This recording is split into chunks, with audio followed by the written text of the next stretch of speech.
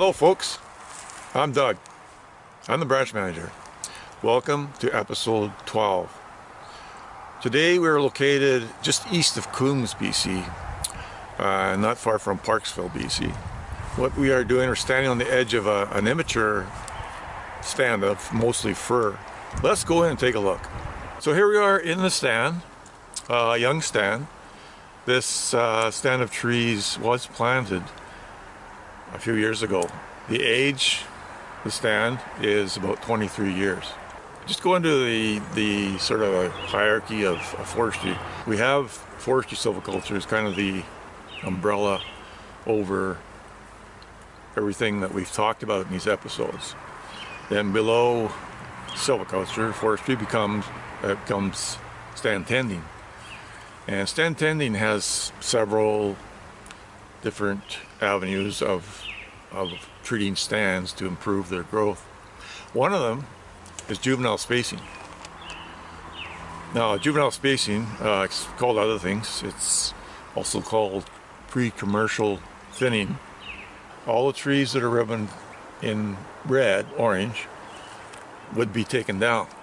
Anything in green is a crop tree. So I'm going to call it a crop tree, because in forestry, silviculture, the trees we leave in spacing are called crop trees. It's stand tending, so we're trying to improve this stand's growth and leave the best trees.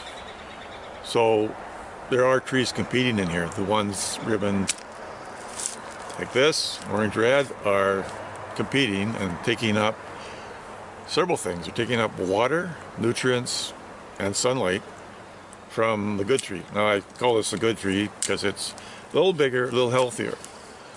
This tree is not quite as big, and up here a bit you can see it had damage or might have been broken at one time. From that point it sort of straightened up and went into its normal growth pattern. Douglas fir, this species, grows best at 10 feet by 10 feet, which is about 3.1 meters by 3.1 meters if you want to convert it. So obviously we got to get space between this tree, green one, and that one over there. Believe it or not, this tree and this tree are the same age. However, this tree is not doing as well, and it's too close to the good tree, so it's got to be taken down. The crews come in and they space themselves out, and when they're going through, they remember that they want to leave the best trees as crop trees, and they're going to try to maintain the 10 by 10 spacing. 10 feet by 10 feet is 435 trees per acre. What I got here is a bit of an anomaly, and this will be the first time that I can't identify a tree right off the hop, so I guess I better go back and look at my tree book. This is a deciduous tree. In other words, it loses its leaves in the fall. That's deciduous. And the one problem here is that this tree is growing almost onto the roots of the Douglas fir. Now this Douglas fir happens to be a crop tree. So we love the crop trees, right? So we're going to leave this one, but we're going to cut this one out to reduce the competition. Just like I said, it's going to give this tree here, this leaf tree, crop tree, more water, more nutrients, and more light. This deciduous tree is about full size now, so it's not a problem taking it out. It's going to do more good taking it out than leaving it because of that competition factor. Social distancing has been drilled into everybody's heads for the last 3 months or so, and it's an important thing, important for humans. We don't have social distancing in this forest. This tree is too close to the crop tree. And remember, the crop tree is the tree we're going to leave. So what's wrong with this picture? Obviously, the distancing is incorrect. And if you want to compare it to social distancing, it's definitely a problem. So that's what we're doing in a different way in the forest. We're going to remove the trees. They're too close, shouldn't be there, but the spacing we're using here is 10 feet by 10 feet. So by doing this, we are obeying the rules. If it was to do with the virus, we have to do it. And here we are imposing this kind of thing, this juvenile spacing, by cutting down the undesirable trees. Trees here that you see average 10 feet apart.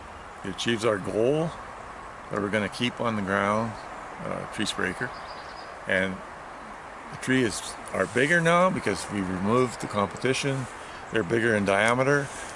They're growing more in height, another ½ foot more than the previous stand. And so we've come in, the crews have come in, and we've left this stand to grow at its quickest pace. So here we are. We have the perfect scenario. We have trees spaced 10 feet apart, as they should be, being Douglas fir. Look how healthy they are. They are bigger in diameter and height, and they have lots of space to reach out for those three things that we mentioned earlier: nutrients, water, and sunlight. And that's how the spacing of these trees relates to social distancing in humans. So I'm the branch manager. I'm signing off from Coombs, BC, Canada, and I'm reminding you to keep it real and keep it green.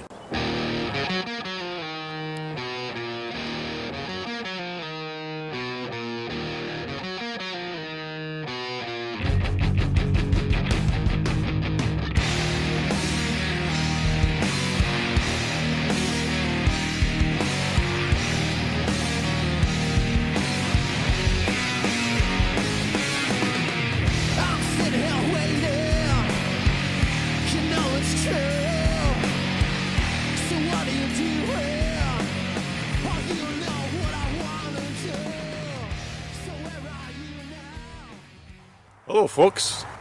I'm Doug. Oh, my voice went shit. Fuck. It's all right. All right. Here we go. Just west of Coombs, which is a popular place for people to visit. What did you say? A what place? A popular place. Oh, it sounded like you said something else.